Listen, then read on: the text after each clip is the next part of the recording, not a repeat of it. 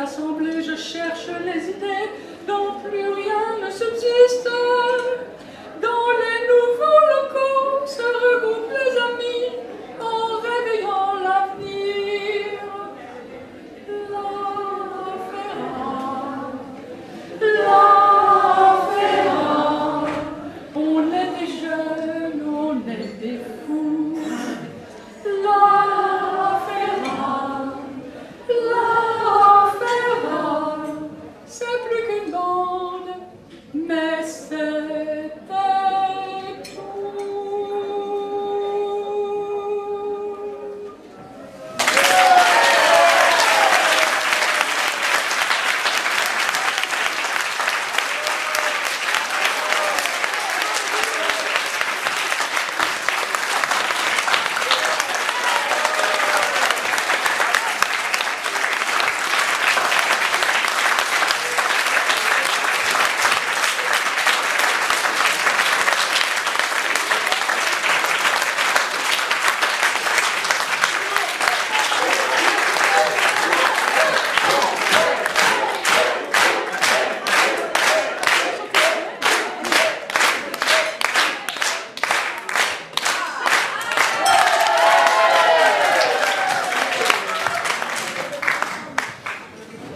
Je vais vous chanter la bohème. C'est la seule chose que j'ai sur les lèvres.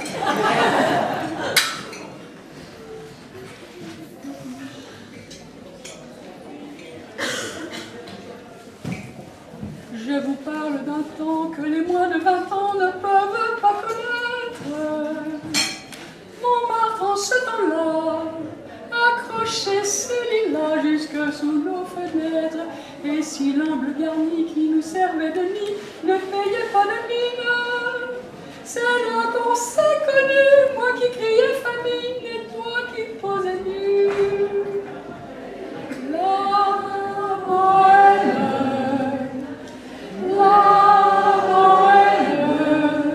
ça voulait dire on est heureux. La Bohème, nous ne mangions qu'un jour sur deux. Dans les cafés voisins, nous étions quelques-uns qui attendions la gloire. Et bien que miséreux, avec le ventre creux, nous ne cessions d'y croire. Et quand quelques bistrots contre un bon repas chaud nous prenaient une toile, nous récitions des vers groupés autour du poêle en oubliant l'hiver. La Bohème, ça veut dire tu es jolie. La Bohème, et nous avions tous du génie. Souvent il m'arrivait devant mon chevalet de passer des nuits blanches, retouchant le dessin, d'où la ligne d'un sein, du galbe d'une hanche. Et ce n'est qu'au matin qu'on s'asseyait enfin devant un café crème. Épuisé par la vie, fallait-il que l'on s'aime et qu'on aime la vie. La Bohème, ça voulait dire on a 20 ans. La Bohème, et nous vivions de l'air du temps. Quant au hasard des jours, je m'en vais faire un tour à mon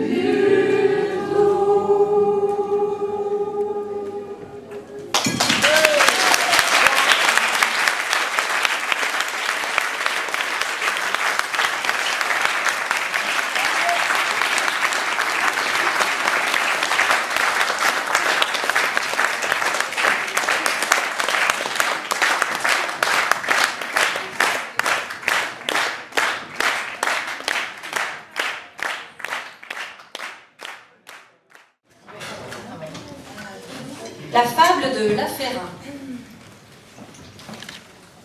De jeunes ânes, des chèvres, des coqs et même un sanglier, autant jadis firent société. Certains avaient traversé des déserts, d'autres les ondes, pour aller trouver dans d'autres mondes le savoir médical qui leur faisait défaut. Ils devisaient à l'époque tant et plus. Ils avaient déjà la langue bien pendue, mais au début, seulement un bourgeon de connaissances. Alors les questions fusaient. Peut-on dire qu'un méridien est tordu? Ou qu'il est de belle allégeance? Et les points sont-ils de côté? Quel est le point de référence? Certains défendaient le point de rosée, d'autres le point de salut. Chacun avait son point de vue. Les plus combatifs s'enflammaient. Avec mes aiguilles, le mal, je pourfendrai. Et si l'on me moxire, eh bien, je moxerai. D'autres, d'un naturel plus pacifique, décortiquaient les précieux ouvrages, car ils savaient que patience et longueur de temps font plus que force et que rage.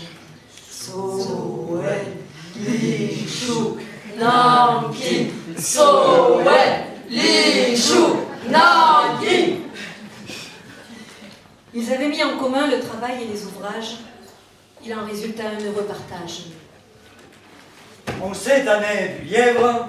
Faisons feu de tout voir. En 1974, ainsi parlait La Ferra.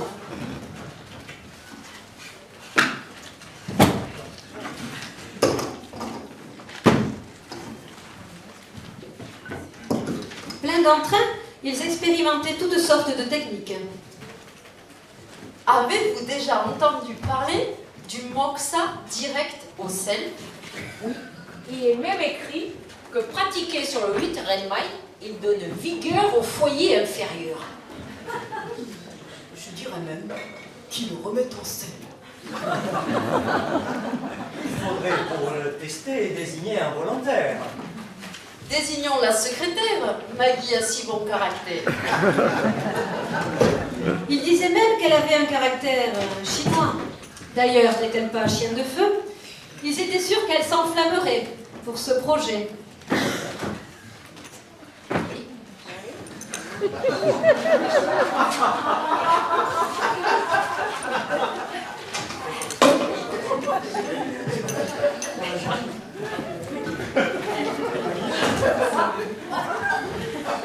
Ils l'entraînèrent au fond du cabinet, la salèrent en son centre et entreprirent de la moxer. Un moment.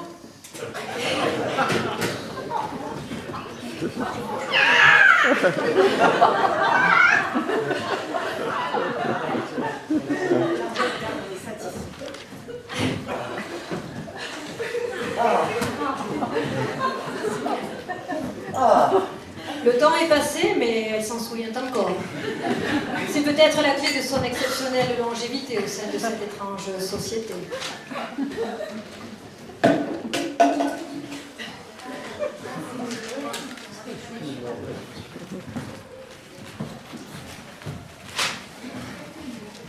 Un autre jour, ils entreprirent de démêler leurs méridiens par d'étranges manipulations. En effet, ils avaient entendu dire que certains bergers d'Aveyron savaient réparer tout seuls leurs moutons.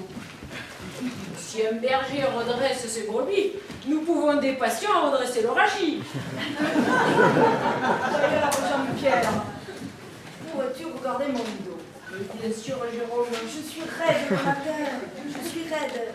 Jean-Pierre, j'ai entendu dire qu'avec l'âge, la raideur matinale se déplace. J'espère que ça n'est pas ça. Non. Va, enroule-toi. Je ne peux pas plus, Jean-Pierre. Ah, mais je pense savoir. On va rectifier les charnières. Bien, alors je prends sur la table. Je m'annonce là. Allons-y. Ça va tenir? On va essayer. Alors, Jean-Pierre, attention parce que quand même, je suis pas très souple. Oh, voilà. Ah oui, il faut que je le souvent. Attention. Je me sens que je suis. Allez, on y va. Oh, voilà. Allez. Allez,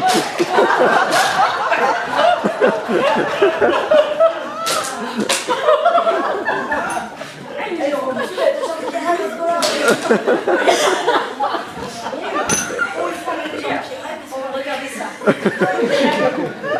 Jean-Pierre.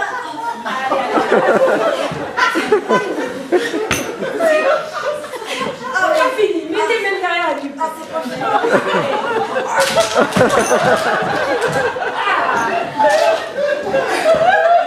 Comment mettez ça, Jérôme? Écoute, Jean-Pierre, tu es extraordinaire. Je me sens pleinement dedans. Et pourtant, je ainsi qu'à mes débuts.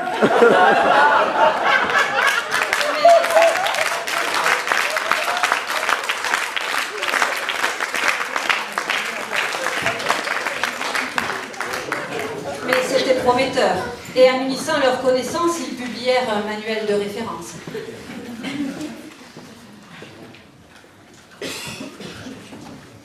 Petit à petit, notre société, au début modeste, prit de l'ampleur sans tourner sa veste. Avec maître Jean Bossy, gage de neuroanatomie, elle s'organisa en bonne ménagerie. Et en 1985, de la maison des compagnons où se tenaient les réunions, elle entra en faculté de médecine. C'est là qu'elle était le mieux placée pour ne pas qu'on l'assassine. Ainsi, tous les mois, la discrète association partageait le fruit de sa réflexion. Pour Jean-Louis Lafont, passé maître dans l'art de la classification, tout était clair.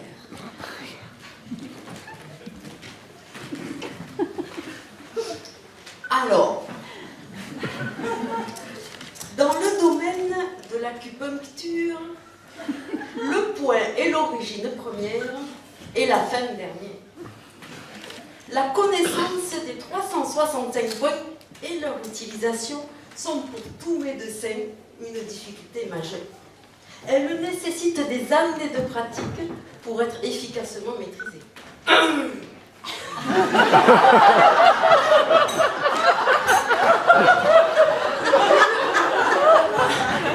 Une question se pose. Quels sont les points de l'acupuncture les plus fréquemment utilisés que l'étudiant doit absolument connaître dans un premier temps? Edith, qu'est-ce qui t'arrive? Ah, ben non, Jean-Louis, je ne suis pas d'accord. Je ne suis pas venue ici pour préparer un cours pour les étudiants. Ici, on est dans un cours de perfectionnement. Moi, je suis venue pour qu'on parle des cas cliniques. On ne soigne pas un chien de feu ou un cheval de terre de la même façon. Ça me va pas, moi, cette façon de raisonner, de ranger dans des cases. Ça me parle à mon cerveau gauche. Ça me va pas.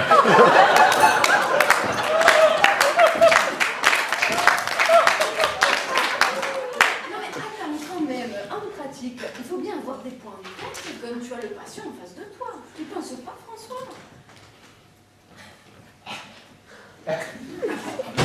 On fait fausse route. On fait fausse route. Il faut revenir à l'essentiel. Le yin et le yang. Il faut lire les textes anciens, il faut s'en imprégner.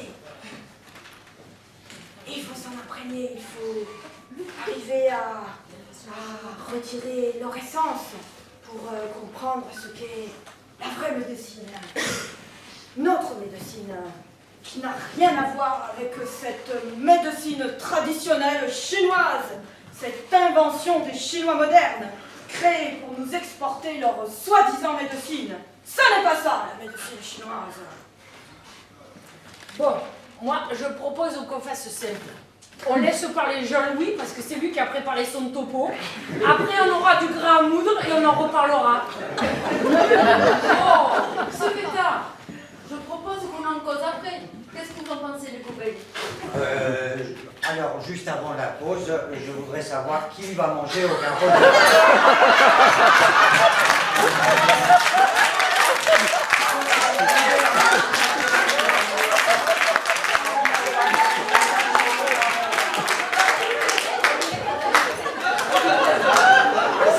Je vous la répète parce que je pense que vous ne m'avez pas entendu.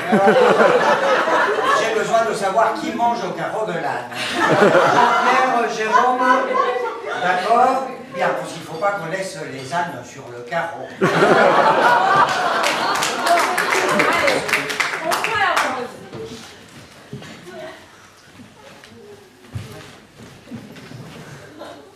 Quelle drôle de ménagerie, penserez-vous?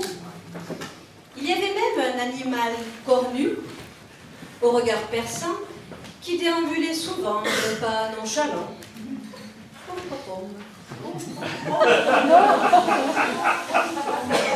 D'un naturel pacifique, il passait pourtant son temps à les mettre en boîte.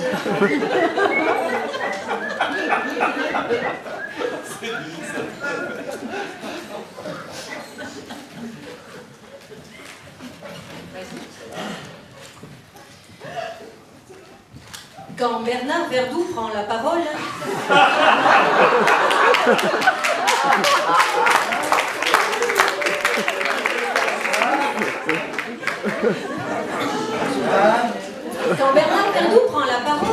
il s'attarde sur les glaires et sur les langues molles. Ses interventions, toujours appréciées, s'accompagnent souvent d'illustrations corsées. Bien, bonsoir à tous. Bonjour Philippe, est-ce que tu peux, s'il te plaît, préparer les diapositives? Ok. Merci. Ah, est-ce que tu sais où sont les feutres? Les feutres, mais je sais pas pourquoi Oh, moi. c'est pas grave, c'est pas grave. Alors, aujourd'hui, je vais vous parler entre l'aspect de l'enduit d'un voile et les tableaux de Claire. Alors, bien sûr, l'enduit est emblématique de tous ces tableaux, mais on observe des nuances. Avant de rentrer dans le vif du sujet, Bernard, peux-tu me citer tes sources bibliographiques? Bien sûr, Jean-Louis, mais tu sais, dès le Souen, l'aspect de la langue est clairement évoqué, mais je vous citerai les ouvrages à la fin, ne t'inquiète pas. Alors, pour commencer, les généralités, on observe des enduits minces, épais, poudreux ou bien gras, gluants, difficiles à racler. C'est pas très clair ton histoire. En revanche, l'enduit vaseux est d'un grain assez gros, spongieux, épais, comme des résidus de fromage de soja, entassés sur la longue, parfois même un peu moisi. Philippe, diapositive, s'il te plaît.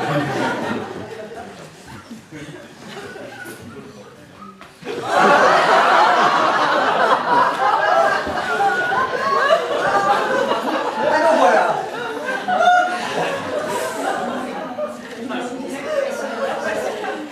Alors, je vous précise que je vais vous parler un peu des couleurs. Pourquoi, Jean-Louis, que tu m'avais demandé une bibliographie, je pense que, tu sais, on parle précisément de l'enduit dans ce texte du XVIe siècle que tu connais très bien. Pero en fin! Mais nous sommes au 21e siècle, je ne suis pas d'accord. Nous sommes au 21e siècle et moi-même, je suis une colombienne en France. Comment tu peux interpréter un enduit d'un chinois d'il y a 2000 ans?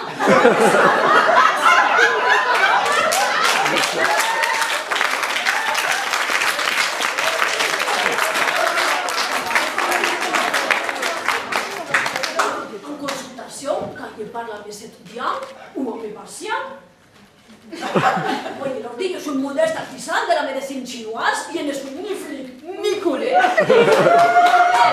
Si j'ai appris à piquer comme on marche sur la queue de tigre, je ne peux pas oublier dans quelle société, dans quelle culture je pratique l'acupuncture. Vous allez faire 5 minutes.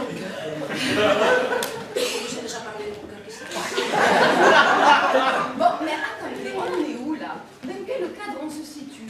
Alors, d'accord, qu'est-ce qu'il y a? C'est le cadre. On est dans les liquides organiques ou dans les tiens Alors, les glaires, c'est un problème de répartition des liquides. Alors, mais tout ça, il s'agit des liquides intracellulaires. Tout ça régi par la thermorégulation depuis le temps que je vous ai.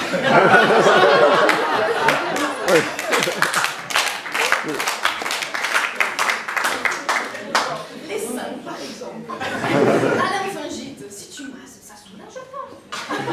On se remet dans les 8 règles. C'est chaud ou c'est froid? C'est pas pareil. Oh, mais là, ce n'est pas la question, Hélène. On en parlait justement hier soir. Moi, je pensais que vous pouvez finir quand même de parler des fleurs. Là, on n'entend rien. Tout le monde parle, personne n'écoute personne. On va faire une pause, ça va calmer les esprits. Et toi, Hélène, tu vas aller me parler des seins dehors. Comme vous le voyez, ils ont tous un caractère bien trempé, dans l'encre de Chine ou dans l'acier.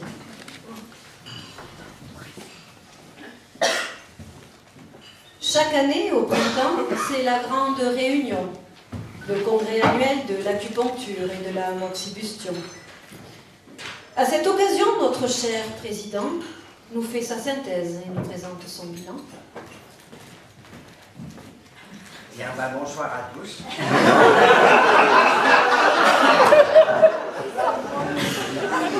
Nous sommes donc réunis aujourd'hui pour parler du congrès de la FERA 2015.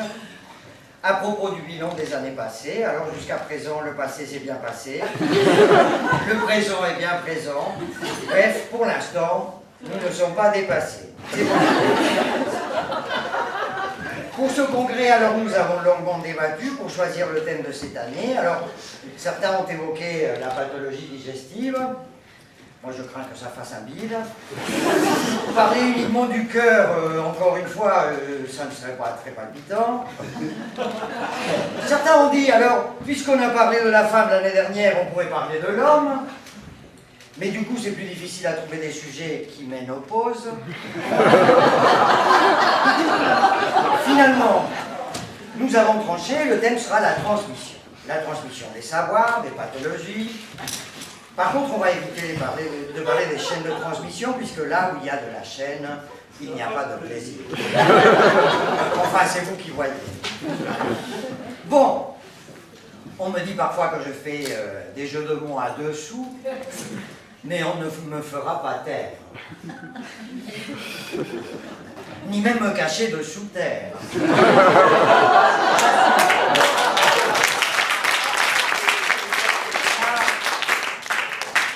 Quand je prends la plume, il me semble que j'ai le verre doux. Et quand je trouve une bonne blague, finalement, d'autres la font. Alors, je touche du bois, et oui, nos amis suisses sont là-bas, pour que l'on se réunisse encore de nombreuses années et qu'on conjugue longtemps la FERA au futur. Je ferai, tu feras, il fera, nous ferons la FERA.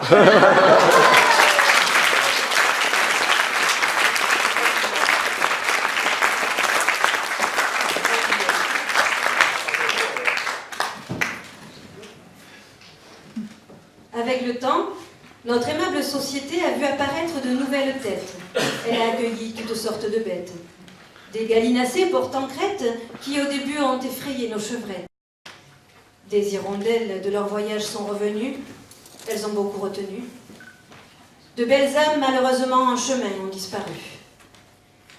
Dans cette société, point de cœur de pierre, même s'il y a des pierres ponces, de roc et de rocker. On y prône la diversité et la liberté de penser. Point de troupeau, point de berger. Et un seul pion, mais sans échiquier. Les anciens se sont rebaptisés vieux ânes. Ils ont pris le pli, dès la première heure, de s'asseoir au fond, près du radiateur. Ainsi, alignés en tribunal pédagogue, ils commentent ou égrillonnent, mais toujours ouverts au dialogue. Quand ils sont inspirés, ils énoncent doctement leurs maximes préférées, plus ou moins pertinentes, plus ou moins éclairées. L'arracheur de poireaux montre le chemin avec un poireau.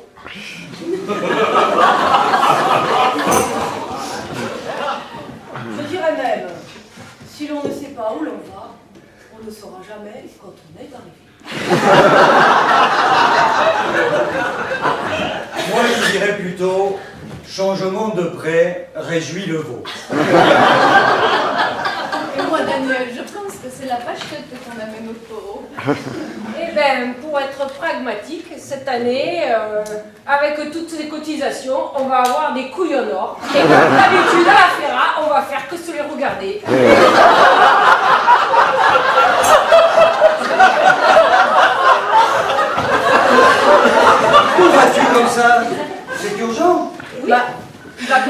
demander la permission.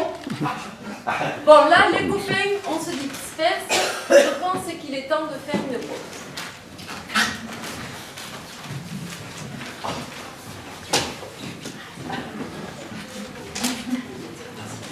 Oh, bonjour, ma loulou. Alors, on s'est pas vu ce matin. Ça fait longtemps depuis hier. Depuis hier, tu te rends compte, 25 ans. 25 ans qu'on est associés. 25 ans qu'on se voit. C'est incroyable. C'est incroyable. C'était bien ce matin. Ouais, c'est super intéressant. Ouais, vraiment, vraiment bien. Mais dis-moi, qui c'est là-bas? C'est Hélène Dessert, elle a d'Aveyron. Qu'est-ce qu'elle porte de si lourd? C'est du roquefort pastoral. Oui, mais avec le vin du fils de Jérôme, c'est un régal. Super. Et là, regarde Bernard, Marjolaine, Samuel, mais qu'est-ce qu'ils font? Oh, on dirait qu'ils font du Qigong. Regarde. Marjolaine, elle fait une galade. Ils sont rigoureux tous les matins faire ça, hein. C'est fort. Ouais. Donc il fait frisquer, hein. Je t'offre un thé? Ah, avec ce plaisir. Allez, on y va.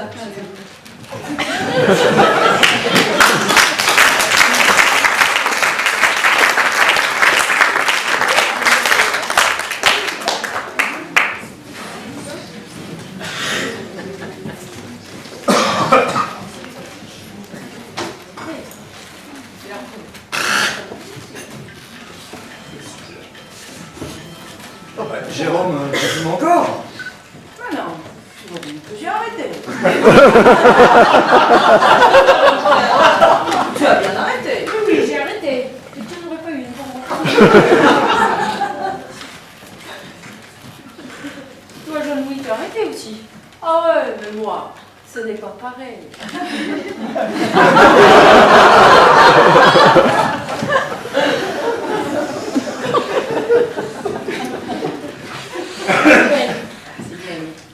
Les vieux ânes nous avaient dit « Prenez acte. Il faut travailler l'héritage que nous ont laissé les ouvrages d'Orient. Un trésor est caché dedans. Prenez votre courage, vous en viendrez à bout. Remuez vos méninges, creusez, fouillez partout. Retournez les textes partout où bon vous semble. Et depuis 40 ans, nous cherchons ensemble. D'argent point de cachet, mais tant de points cachés pour transformer le trouble en clair, le plomb en or. Il paraît que notre travail est un trésor. Alors, prenez acte, la Ferra travaille encore. Et sachez que pour les années à venir, la Ferra est une affaire à suivre, et que quand la Ferra rit, il lui fait bon vivre.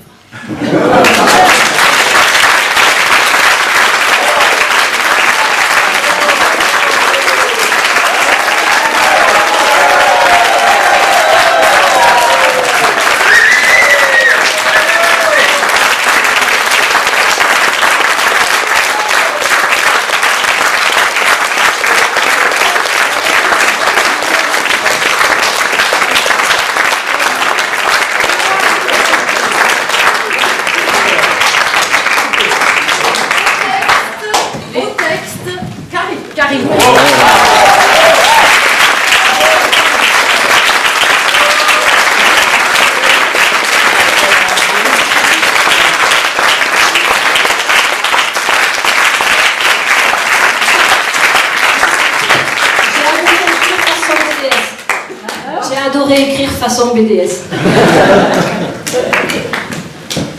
J'ai adoré écrire à ta façon.